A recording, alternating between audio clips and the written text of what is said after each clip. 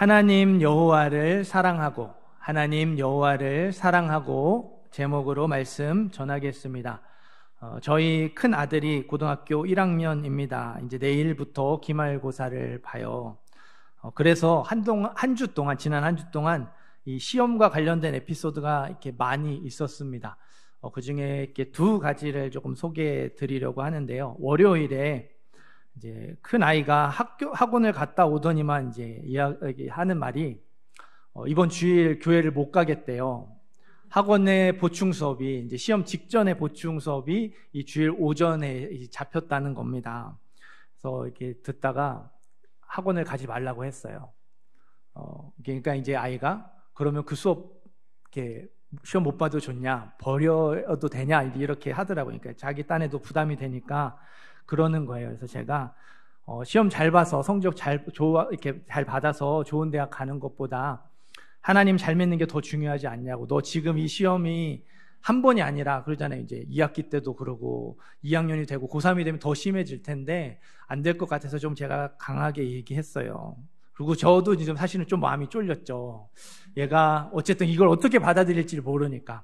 네, 아빠가 조금 강하게 얘기를 해서 아빠를 못 이기겠다고 생각을 해서 그런 건지 아니면 그 말에 설득이 돼서 그런 건지 이제 학원에 가서 주일날 못 간다고 얘기를 했나 봐요. 그랬더니 감사하게도 학원에서 보충 시간을 바꿔줘서 예배도 드리고 또 이렇게 이제 공부도 할 수 있게 됐어요. 이제 그 한 주 동안 이 부담감에 이게 나름대로 여러 일들이 많았습니다. 그리고 이제 오늘 새벽이에요. 어제 저녁도 아니고 오늘 새벽 1시쯤에 이제 저랑 저희 아내는 이제 자려고 누웠습니다. 다 정리하고 누웠는데 주섬주섬 들어오더니 5만 원을 카드에 넣어달라는 거예요. 그 새벽에. 그래서 그러니까 이제 자기가 이렇게 모아놓은 돈을 갖고 와서 이제 이렇게 카드에 넣어달라는 거죠. 그래서 야, 이 새벽에 왜 돈을 넣어야 되냐 그랬더니 영화를 예매해야 된다는 겁니다. 시험 끝나고 여자친구랑 영화를 볼 건데 그거를 지금 좋은 자리를 예매해야 된대요. 그래서 너무 어이가 없어. 아직 시험을 안 봤거든요. 내일 시험을 봐요. 한 주 동안 그렇게 시험 공부한다고 유세를 떨어놓고서는 이제는 그 시험 벌써부터 시험 끝날 생각에 시험 끝나고 놀 생각에 이렇게 가득해서 그 새벽에 와서 돈을 넣어달라는 겁니다. 너무 이제 어이가 없고 기가 차가지고 또 마침 이제 이 오늘 말씀과 이 아이의 상황이 비슷한 것 같아서 재영아, 이 얘기 내가 오늘 설교 때 해도 되냐? 그랬더니 대답을 안 해요. 네. 그래서 또 제가 집요하잖아요. 오늘 아침에 일어나서 자는 애를 깨워서 다시 물어봤습니다. 재영아, 이 이야기 해도 되냐? 동의를 받고 얘기를 해야 되니까. 그랬더니 참 이렇게 생각하다가 이렇게 말하는 거예요. 잘 쓰세요. 네.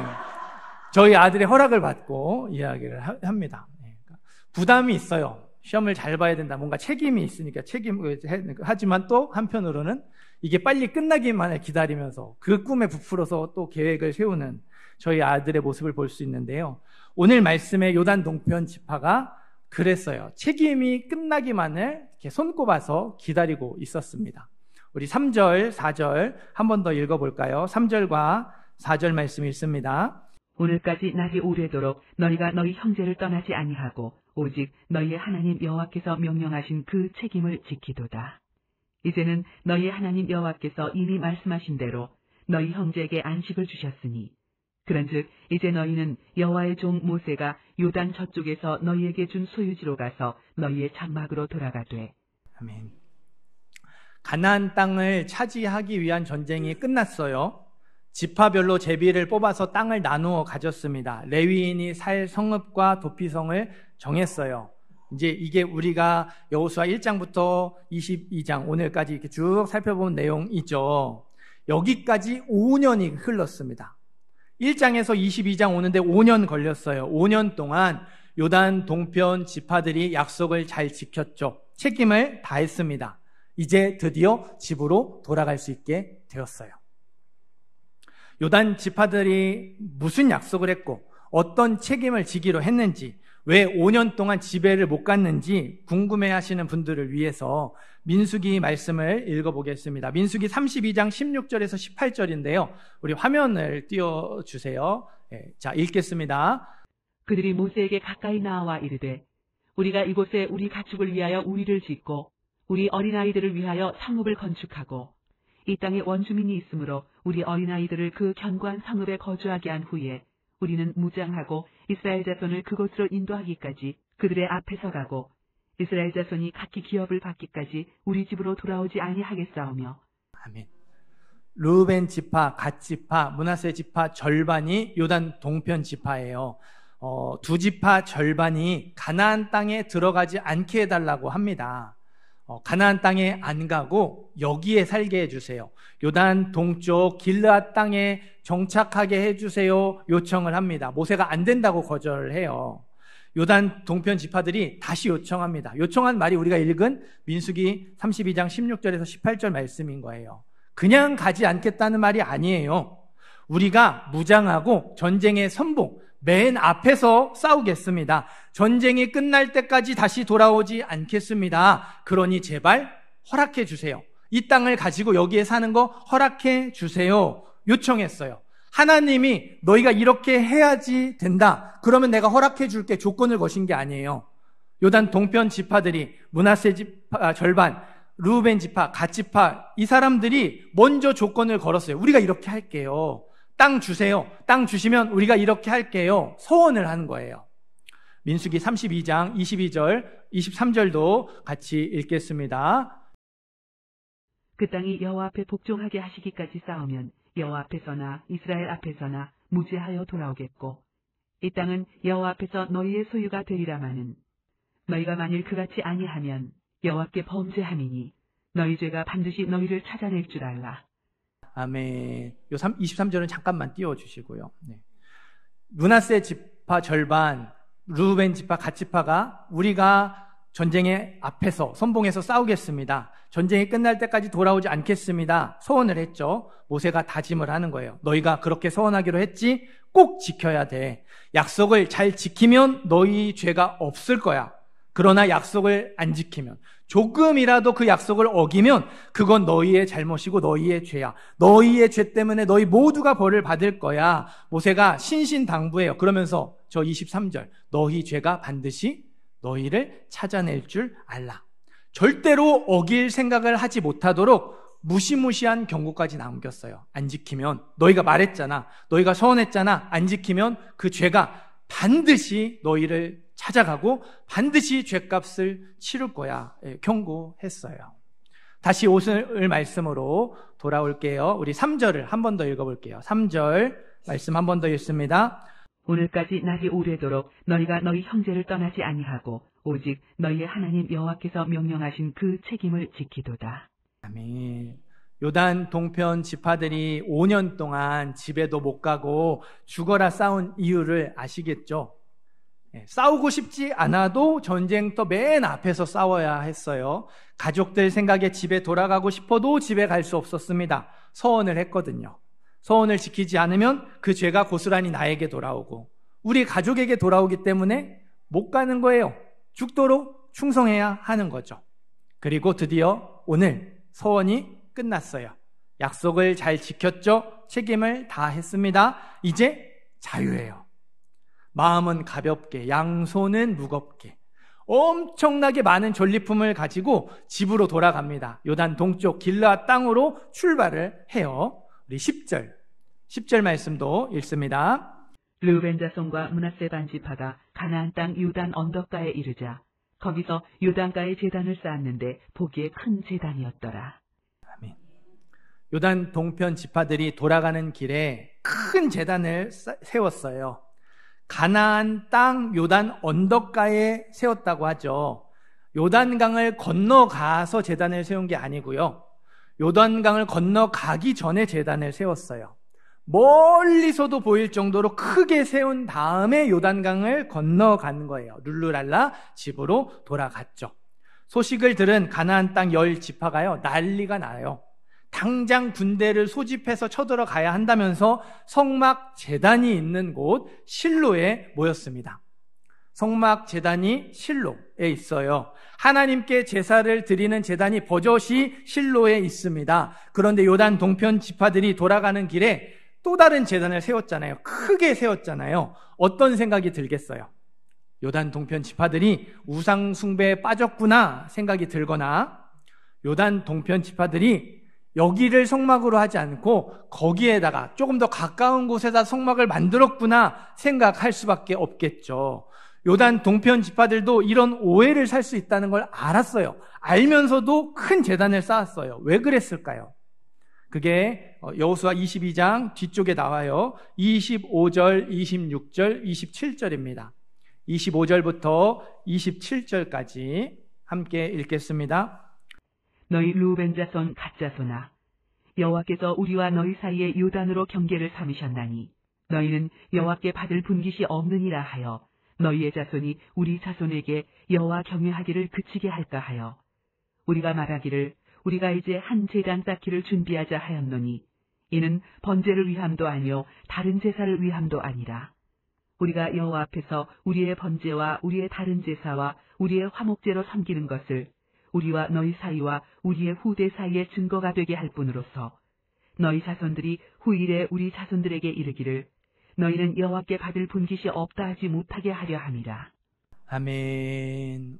읽은 말씀은 요단 동편 지파의 대표자들이 제사장 비느하스와 가나안 땅 여홀 지파 대표들에게 설명하는 내용이에요. 우리가 이렇게 이래서 제단을 쌓았습니다. 설명하는 내용입니다. 우리가 하나님을 떠나서 우상을 섬기려고 제단을 쌓은 것 아닙니다. 실로의 성막 제단을 부정하려고 또 다른 성막을 만들려고 제단을 쌓은 건 더더욱 아닙니다. 우리가 제단을 크게 세운 이유는 증거를 만들기 위해서였습니다. 증거를 만들기 위해서. 큰 제단은 우리가 약속하신 땅 밖에서 살게 되었지만 우리 또한 하나님의 백성이라는 증거입니다. 우리가 가나안 땅 말고 길르앗 땅에서 사는데 그래도 우리도 하나님의 백성이라는 증거를 남기기 위해서 제단을 쌓았습니다. 이렇게 말하는 거예요. 요단 동편 지파가 제사를 드리러 요단강을 건너와서 실로에 와야 되잖아요. 제사 드리러 올 때 이 제단 보고 막지 말라는 거예요. 여기에 분명한 증거가 있으니까 성막이 있는 실로에 절기 지키러 올 때에 우리를 빼거나 제외시키면 안 된다라는 거예요. 요단 동편 지파의 마음이 참 귀한 것처럼 보이죠. 우리가 하나님 백성이라는 증거를 남기고 싶어서. 또 가나안 땅 열 지파의 오해가 풀리고 훈훈한 결말로 끝나는 것처럼 보여요. 그러나 여호수아 22장은요. 요단 동편 지파를 처음부터 끝까지 부정적으로 표현하고 있어요. 하나님 약속하신 가나안 땅에 정착한 지파들은요. 지파라고 부릅니다. 뭐라고 부른다고요? 네, 지파라고 불러요. 그럼 요단 동쪽 지파들은 뭐라고 부르냐? 자손이라고 부릅니다. 뭐라고 부른다고요? 자손. 사실 구약 성경에서 지파와 자손은 똑같은 뜻이긴 해요. 어느 곳에선 지파라고 불렀다가 어느 곳에선 자손이라고 불러요. 그런데요, 여호수아 22장은요, 가나안 땅 지파를 단 한 번도 자손이라고 부르지 않아요. 계속해서 지파라고 불러요. 요단 동편 지파 역시 한 번도 지파라고 부르지 않아요. 계속해서 자손이라고 부릅니다. 의도적으로 자손과 지파를 구분해서 사용해요. 가나안 땅에 사는 지파, 지파. 요단 동쪽에 사는 지파, 자손. 구분해서 써요. 심지어는 므낫세 지파도 보세요. 절반이 가나안 땅에 정착했잖아요. 그래서 지파라고 불러요. 그러나 르우벤 지파와 갓 지파는 끝까지 자손이라고 부릅니다. 르우벤 자손, 갓 자손, 므낫세 반 지파.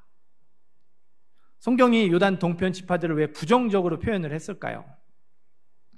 요단 동편 지파들이 증거를 만들었죠. 이게요, 우리가 기억하기 위한 증거가 아니었기 때문에 그래요. 그 큰 제단, 증거의 제단은 너희에게 보여주기 위한 증거였습니다.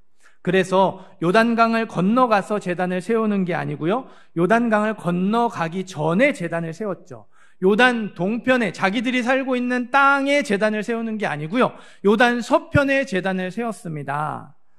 제단을 세운 이유가 그거잖아요. 우리가 약속하신 땅 밖에 살고 있지만 우리도 하나님의 백성이야. 이 사실을 절대로 잊어서는 안 돼. 이런 마음이었다면 제단을 어디에 세우는 게 맞죠? 요단 동편에 세우는 게 맞아요. 그런데 요단 서편에 세웠어요. 이거를 우리가 기억하는 것이 아니라 너희가 기억해야 된다는 거예요. 우리가 약속하신 땅 밖에 사는데 우리도 하나님의 백성이야. 이거를 우리가 기억하는 게 아니고요. 너희가 기억해야 한다라는 거예요. 우리 보라고 만든 증거가 아니고 너희 보라고 만든 증거였어요. 생각해 보세요. 요단 동편에 이 군사들이 여호수아에 나온 하나님의 역사를 다 경험했죠. 맨 앞에서 싸웠고 끝까지 이렇게 충성했으니까 하나도 빠지지 않고 우리가 살펴본 여호수아 모든 이야기를 다 경험을 했어요. 하지만 요단 동편에 남아있는 가족들, 집에 있는 가족들은 어떻습니까? 여호수아에 나온 하나님의 역사를 하나도 경험하지 못했어요. 그냥 소식으로만 듣죠. 요단강이 갈라졌대. 여리고성이 무너졌대. 아이성을 정복했대. 해와 달이 멈췄대. 여러 하나님이 가나안 땅을 주셨대. 소식으로만 들어요. 지난 5년 동안 하나님을 경험하지 못하고 하나님에 대한 이야기만 들으면서 편안하게 살았어요. 잘 먹고 잘 살았습니다. 보통 이런 경우라면 어떤 걱정을 하는 게 맞아요? 우리 자녀들이, 우리의 가족들이 예배 드리러 가는 걸 귀찮아하거나 싫어하면 어떻게 하지? 걱정할 거예요. 그게 정상이에요. 우리의 가족, 우리의 자녀들이 여기에 예배 드리러 오는 걸 이 사람들이 막으면 어떻게 하지? 걱정하는 건 정상이 아니죠. 이상한 거예요.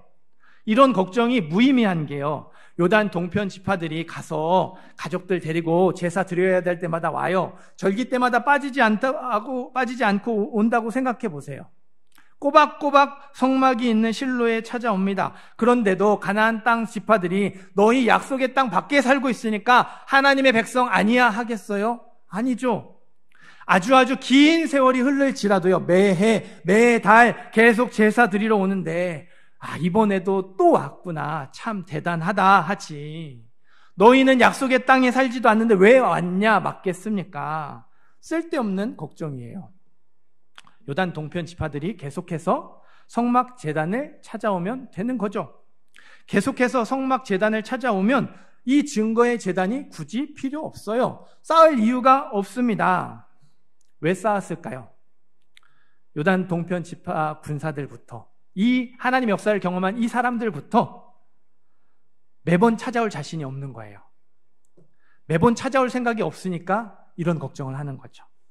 이대로 집에 돌아가면 당분간 찾아올 계획이 없어요. 찾아오고 싶을 때 찾아올 생각이니까 그때 오랜만에 왔는데 이 사람들이 박으면 어때요? 그러니까 그런 걱정을 하는 거예요. 그래서 증거의 제단을 세운 거예요.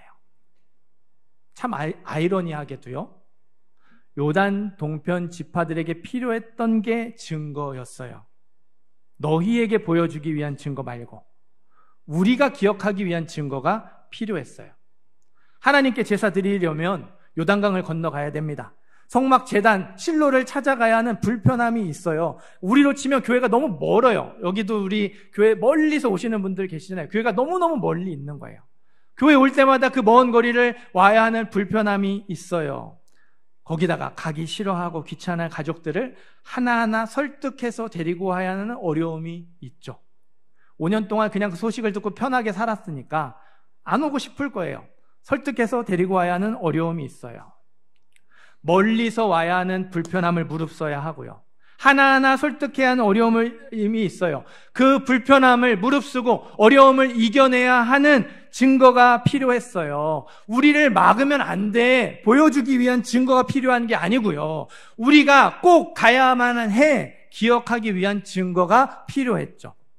그래서요, 여호수아가요, 요단 동편 지파들이 출발하기 전에요, 신신당부합니다. 간절하게 부탁을 해요. 우리 5절, 다시 앞쪽으로 오셔서 5절 말씀 함께 읽겠습니다. 5절 말씀 읽습니다. 오직 여호와의 종 모세가 너희에게 명령한 명령과 율법을 반드시 행하여 너희의 하나님 여호와를 사랑하고 그의 모든 길로 행하며 그의 계명을 지켜 그에게 친근히 하고 너희의 마음을 다하며 성품을 다하여 그를 섬길지니라 하고. 아멘. 여호수아가 말하는 거예요. 너희가 지금까지 잘 순종했어. 약속 잘 지켰고 5년 동안 책임을 다 지켰어. 고맙다. 그러나 그건 순종하지 않으면 안 되는 상황에서, 안 하면 안 되는 상황에서 억지로 한 거잖아. 이제 그 상황이 끝났지? 안 하면 안 되는 상황이 아니라 안 해도 괜찮은 상황이 되었어. 안 하면 벌 받는 상황이 아니라 안 해도 벌을 안 받는 편한 상황이 되었지. 자유가 되었잖아. 그래도 너희는 계속해서 순종해야 한다. 지금까지 해왔던 것처럼 앞으로도 계속해서 순종하며 살아가야 해. 계속해서 순종하려면 하나님을 사랑해야 한다. 하나님을 사랑해라. 너희의 하나님 여호와를 사랑하고 너희의 마음을 다하며 성품을 다하여서 하나님을 섬겨라. 여호수아가 마지막으로 유언과 같은 간절한 부탁을 남깁니다. 그러나 성경 어디에도요, 요단 동편 지파들이 하나님을 사랑하며 하나님을 섬겼다는 기록이 없어요. 너희가 기억해야 돼. 우리 막으면 안 돼. 증거의 제단 세우고 마음 가볍게 두 손 무겁게 룰루랄라 집으로 돌아가는 것, 오늘 말씀 여호수아 22장으로 끝입니다. 이 사람들의 속마음이 이런 거예요. 하나님, 저 할 만큼 했어요. 5년 동안 약속 잘 지켰어요. 5년 동안 죽도록 고생했어요. 당분간은 조금 쉴게요.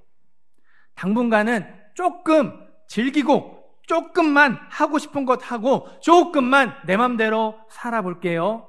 금방 다시 돌아오겠습니다. 이게 요단 동편 지파들의 진짜 속마음이었어요. 고생했잖아요. 전쟁도 맨 앞에서 죽어라 싸웠어요. 얼마나 힘들었겠어요. 집도 못 가고 계속해서 싸웠어요. 5년 동안 가족들과 생이별했어요. 그동안 나 할 만큼 했다는 거죠. 그리고 내가 땅 얻기 위해서 했던 약속 잘 지켰으니까 이제 조금 나 하고 싶은 거 하며 살겠다고. 나 조금 이 전리품 가진 거 부자 되었으니까 조금 누리면서 즐기며 살겠다고 그러고 돌아간 거죠.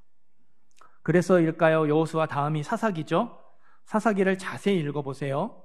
이스라엘이 우상 숭배의 죄에 빠져서 정신 못 차리면 하나님이 주위 이방 민족을 끌어다가 그 지배를 받게 하시죠. 이방 민족이요, 요단 동쪽에서 넘어옵니다. 어디서 넘어온다고요? 요단 동쪽에서 넘어와요. 하나님이 사사를 세워주시죠. 이방 민족을 내쫓으세요. 이방 민족을 이기게 하시죠. 이방 민족이요, 요단 동쪽으로 도망을 가요. 어디로 도망간다고요? 요단 동쪽. 요단 동쪽에 누가 살고 있죠? 요단 동쪽 지파들이 살고 있어요. 루벤 지파, 갓 지파, 므낫세 지파의 절반, 하나님의 백성이 살고 있어요. 그런데도 성경은 사사시대부터요, 요단 동쪽을 아예 이방인의 땅처럼 표현해요. 우상숭배에 죄에 빠지면 요단 동쪽에서 이방 민족이 넘어와서 지배를 하고, 하나님이 사사를 세우시면 이방 민족이 요단 동쪽으로 도망을 갑니다. 하나님 백성이 살고 있는데 거기가 이미 이방인의 땅처럼 표현을 하는 거예요. 은혜가 한이 없으시고 사랑 그 자체이신 하나님이요, 이방인처럼 변해버린 요단 동편 지파를요 긍휼히 여겨주세요. 이방인의 땅처럼 변해버린 요단 동편 지파에게 기회를 주세요. 길르앗 땅, 요단 동편의 땅에서 사사가 나와요. 사사 입다. 하나님이 거기에서 사사를 세워주십니다. 계속 그 넘어오는데도 거기에서 사사를 세워주세요. 하지만 이 친구가요, 삼손 버금가는 막장이었죠. 입다가 이방 민족과 싸우러 나가면서 하나님께 서원을 하는데요, 그 서원의 내용이 끔찍해요. 하나님, 이 전쟁에서 승리하게 해주시면 가장 먼저 나를 영접하는 사람을 하나님께 바치겠습니다. 그 사람을 번제물로 드리겠습니다. 우상의 제사법이자 하나님이 금하시는 제사, 인신제사, 사람을 제물로 바치는 제사를 드리겠다고 서원을 해요. 무남동녀 외동딸이 먼저 나왔죠. 무남동녀 외동딸을요 번제물로 바쳤어요. 서원을 지킨답시고 자기 딸을 죽여서 제물로 바쳤어요. 하나님의 백성이라면 절대로 해서는 안 되는 행동을 사사가, 지도자가 저지릅니다. 여기서 끝이 아니에요. 에브라임 지파가 입다에게 이렇게 딴지를 겁니다. 너희가 이방 민족과 싸울 때 왜 너희 길르앗 사람끼리만 모아서 싸우고 왜 우리 안 끼워줬냐? 우리도 데리고 가서 함께 싸웠어야지 라면서 딴지를 걸어요. 꼭지가 돌아버린 입다가요, 이 길르앗 사람들, 요단 동편 지파를 모아서 에브라임 지파와 전쟁을 벌입니다. 에브라임 지파 42,000명을 죽여요. 420명 죽인 게 아니죠. 4,200명도 아니에요. 42,000명 하나님의 백성을 무참히 죽여버려요. 입다와 요단 동편 지파가 정말 하나님의 백성이라고 생각했다면 이렇게 할 수 있었을까요? 우리가 진짜 최악이라고 생각하는 삼손은요, 자기 혼자 망할지언정 하나님의 백성은 건들지 않았어요. 자기를 블레셋 사람들의 손에 넘겨주려고 왔던 유다 이스라엘 사람들에게 내가 너희 죽일 수 없으니까 나 그냥 붙잡고 가라. 안 건드려요. 자기 혼자 나쁜 짓 하다 자기 혼자 망하죠. 하지만 입다와 요단 동편 지파는요, 하나님의 백성을 무참히 죽였어요. 그 많은 사람들을 눈 하나 깜짝하지 않고 다 죽여버렸습니다. 절대로 해서는 안 되는 행동만 골라서 저질렀죠. 안 하면 안 되는 상황, 이 5년 동안은 하나님 뜻대로 순종했어요. 그게 뭐 땅을 얻기 위해서든 벌 받고 싶지 않아서든 아니면 약속을 했으니까 책임감에 의무감에 해서든 5년 동안 안 하면 안 되는 상황에서는 잘 순종했습니다. 충성했어요. 하지만 안 해도 괜찮은 상황이 되었더니, 책임에서 자유롭게 되고 원하는 걸 얻었더니, 그렇게 자기 하고 싶은 대로 살았더니 이방 민족과 다른 것이 없게 되었죠. 요단 동쪽 땅이, 하나님께 순종해서 받아낸 땅이 이방인의 땅이 되어버렸어요. 요단 동쪽 동편 지파는요, 악한 왕이 질비했던 북이스라엘보다요 100년 일찍 망합니다. 북이스라엘이 그렇게 악한 왕이 많아서 계속 죄짓고 벌받고 그러다가 빨리 망하잖아요. 그 북이스라엘보다, 그렇게 악했던 북이스라엘보다 100년이나 일찍 망한 게 요단 동편 지파. 그러니까 하나님 보시기에 가장 나쁜 놈, 가장 악한 것은요, 요단 동편 지파였다라는 거죠. 사랑하는 성도 여러분, 요단 동편 지파들이 남긴 증거의 제단, 거기에 숨어있는 그들의 걱정과 진짜 속마음, 그리고 그들의 결말을 보면서 어떤 생각이 드십니까? 요단 동편 지파들이요, 땅을 원했어요. 길르앗 땅을 얻기 위해서 죽도록 싸웠습니다. 서원을 지키지 않을 때 받을 벌이 두려워가지고 벌받지 않으려고 있는 힘껏 충성하고 순종을 했어요. 원하는 땅을 얻었죠. 책임을 다해서 벌받지 않게 됐어요. 자유를 얻었더니 하나님을 떠났어요. 부자가, 하나님 축복하셔서 부자가 되었더니 하나님을 떠났어요. 하나님이 축복하셔서 성공했더니 하나님을 떠났어요. 하나님이 오래 참으시다가 주신 기회마저 발로 차버렸습니다. 너희의 하나님 여호와를 사랑하고 그의 모든 길로 행하며 그의 계명을 지켜 그에게 친근히 하고 너희의 마음을 다하며 성품을 다하여 그를 섬길지니라. 하나님이 좋아서 하는 순종이 아니면, 하나님을 사랑해서 하는 신앙생활이 아니면요, 우리도 요단 동편 지파들처럼 될 수 있는 거예요. 하나님이 좋아서 이 순종을 해야 하는 것이 아니고, 내가 하나님을 사랑해서 이렇게 예배드리면서 순종하며 믿음으로 살아가는 그런 신앙생활이 아니면 우리도 요단 동편 지파들처럼 될 수 있다는 거죠. 의무감의 신앙생활을 하면, 벌 받을까봐 두려운 마음에, 혹시 내가 천국까지 못할까봐 두려운 마음에 신앙생활을 한다면, 내가 하나님 받을 뭔가가 필요해서 하나님이 나를 이거를 좀 들어주셨으면 좋겠으면 하나님께 잘 보이고 싶은 마음으로 뭔가 얻어내기 위해서 신앙생활을 하면요, 우리도 요단 동편 지파들처럼 될 수 있다는 거예요. 부활 그 소망이라는 영화가 있어요. 거기에 주인공이고 나는 주님의 것입니다 책을 쓴 천정은 자매의 이야기입니다. 천정은 자매가요 2012년 10월 유방암 말기 판정을 받았습니다.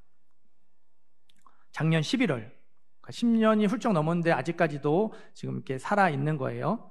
작년 11월 CTS 간증 프로그램에 나올 때 이제 인터뷰의 내용인데요. 항암 치료를 127차까지 받았대요. 그 시간 동안. 여전히 몸 곳곳에, 그러니까 머리부터 발끝까지 곳곳에 암이 퍼져 있는 상태라고 합니다. 그럼에도 하나님이 주시는 평강을 누릴 수 있어서 감사하다고 고백을 하며 간증을 했어요. 천정은 자매가 투병 과정 중에 겪었던 일 중에 한 부분을 소개해 드리겠습니다. 이렇게 일기 형식으로 썼는데요. 제가 읽어 드릴게요.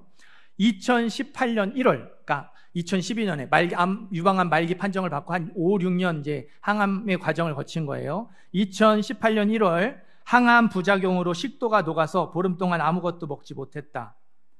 게다가 척추를 압박하는 암의 통증으로 힘든 시간을 보내고 있었다. 그러니까 잠도 제대로 못 잔 것 같아요. 먹지도 못하고 잠도 못 자고 얼마나 힘들었겠어요. 나는 마음을 다잡으려고 욥기를 읽기 시작했다. 한동안 욥기를 읽지 않았는데 일상이 너무 괴로우니까 오랜만에 다시 욥기를 펼쳤다. 주님이 약해진 내 마음을 만져주시기를 구하며 욥기를 읽는데 첫 장부터 눈물이 마구 쏟아졌다. 처음으로 욥의 마음이 아니라 하나님의 마음이 보였다. 욥기 1장에 이제 욥에게 시험을 허락하시는 하나님의 이야기가 나오잖아요. 욥의 시험을 허락하시는 하나님의 음성에는 나는 욥을 믿는다. 나는 욥을 믿는다. 욥에 대한 신뢰의 마음이 가득했다. 그전에는 보이지 않았던 하나님의 마음. 내가 욥을 믿어. 그래서 이 시험해도 욥이 감당할 수 있어. 그 마음이 이 자매에게 느껴졌다는 거예요. 고통으로 괴로워하고 약해지는 나에게 하나님은 정은아, 나는 너를 믿는단다. 정은아, 나는 너를 믿는단다 말씀하시는 것 같았다. 나를 믿어주시는 분 앞에서 절대 넘어질 수 없었다. 바로 그 자리에서 고백했다. 하나님, 절대로 쪽팔리게 해드리지 않을 거예요. 제가 무엇을 놓쳤는지 이제 선명하게 알겠어요.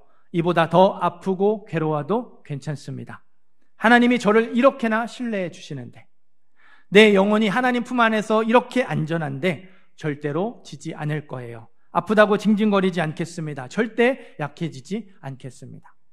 하나님이 나를 이렇게 믿어주시는데, 그리고 내 영혼이 하나님의 안에서 이 평강을 누리는데 자기가 고통에 지지 않겠다고, 아프다고 징징대지 않겠다고 결단의 고백을 올려드렸대요. 그 전까지 이 자매의 주된 마음은 이거였대요. 하나님, 나 좀 어떻게 좀 해주세요.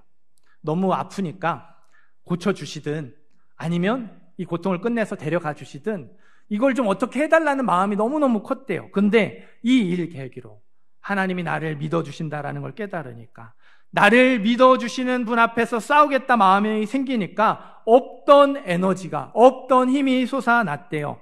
그날 내 입술과 내 마음과 입술에서는 다른 고백이 흘러나왔다. 괜찮아, 이 또한 지나가리라.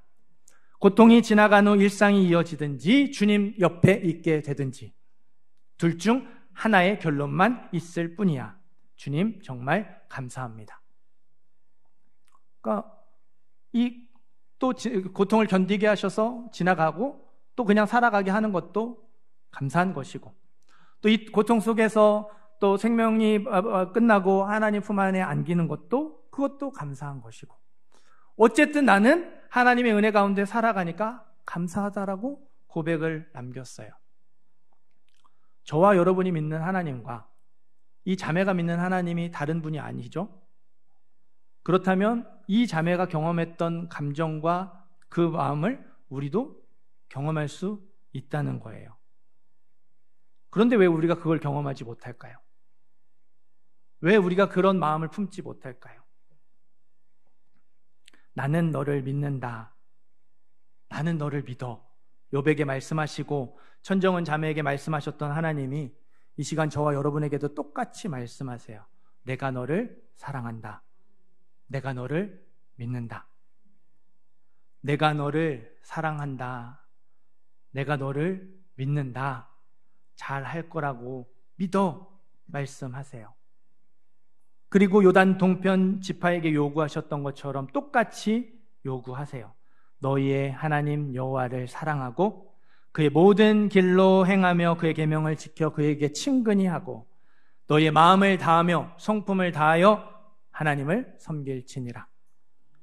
내가 너 사랑해. 내가 너 믿어. 그러니까 너도 나를 사랑해라. 너의 마음을 다해서, 너의 성품을 다해서, 너의 모든 것을 다해서 나를 사랑하고 나를 섬겨라 부탁하세요. 하나님을 사랑하는 마음으로 신앙생활하고 있는지 점검하시기를 바라요. 하나님이 좋아서, 정말 하나님이 좋아서 순종하며 살아가고 있는지, 정말 하나님을 사랑해서 그 모든 불편함을 감수하고 있는지, 하나님을 사랑하기 때문에 그런 어려움을 버티고 견뎌내고 있는지 돌아보시기를 바랍니다. 아니면 해야 하니까, 내가 이렇게 또 집사인데, 권사인데, 안수 집사인데, 목사인데 어떤 의무감에 신앙생활을 하고 있는지, 하나님이 주시는 무엇이 필요해서, 하나님이 나의 기도를 들어주시는 것들을 원해서 충성하며 순종하며 살아가고 있는지, 혹시 내가 이렇게 하지 않으면 나를 구원해 주지 않으시고 내가 지옥 가는 거 아닐까, 천국 못 가는 거 아닐까 두려운 마음에 신앙생활을 하고 있는지 돌아보시기를 바라요. 하나님이 주시는 것을 원해서, 하나님의 우리가 축복이라고 부르는 것들, 그게 필요해서 하는 신앙생활은요, 언제든지 하나님을 떠날 수 있어요. 해야 하니까, 안 하면 안 되니까 의무감으로 억지로 하는 신앙생활은요, 한계가 있습니다. 금방 주저앉고 말아요. 벌 받을까 봐 두려운 마음에 하는 신앙생활, 기쁨이 없죠. 행복하지가 않아요. 하나님을 사랑하는 마음으로 신앙생활을 하셔야 돼요. 하나님이 좋아서, 하나님을 기쁘게 하고 싶은 그 마음으로 여러분이 순종하시고 믿음의 선택과 결단을 하셔야 돼요. 하나님을 사랑하기 때문에 하는 신앙생활이 진짜고요. 내 안에서 그렇게 하기 원하는 마음이 일어나서 하는 생활이 진짜입니다. 의무감으로 하는 신앙생활, 억지로 하는 신앙생활, 두려움으로 하는 신앙생활, 무언가를 얻어내기 위해서, 하나님을 이용하기 위해서 하는 신앙생활은요, 다 가짜예요. 진짜가 아니에요. 하나님을 사랑하는 마음으로 하는 신앙생활, 그게 행복한 겁니다. 저는 여러분의 신앙생활이 행복했으면 좋겠어요. 지겹고 힘들고 무겁고 그 억지로 해야 되는 것, 뭔가 부담감이 아니라 기쁨이고 즐거움이고 행복했으면 좋겠어요. 물론 힘들죠. 억울하죠. 답답하죠. 그러나 내가 사랑하는 하나님 때문에 그 힘든 것이 행복함으로 바뀔 수 있는 것이고, 그 답답하고 어려운 것, 억울한 것들이 그럼에도 불구하고 나에게 기쁨과 감사와 즐거움이 될 수 있는 거예요. 이 행복을 우리가 누려야 하고, 그렇게 행복하게 살아가는 것이 우리를 향한 하나님의 뜻입니다. 하나님을 사랑하시기를 바라고요. 하나님 사랑하는 마음을 구하시기를 바라고, 행복한 신앙생활을 하는 저와 여러분 모든 예배자들 되시기를 주님의 이름으로 축원합니다.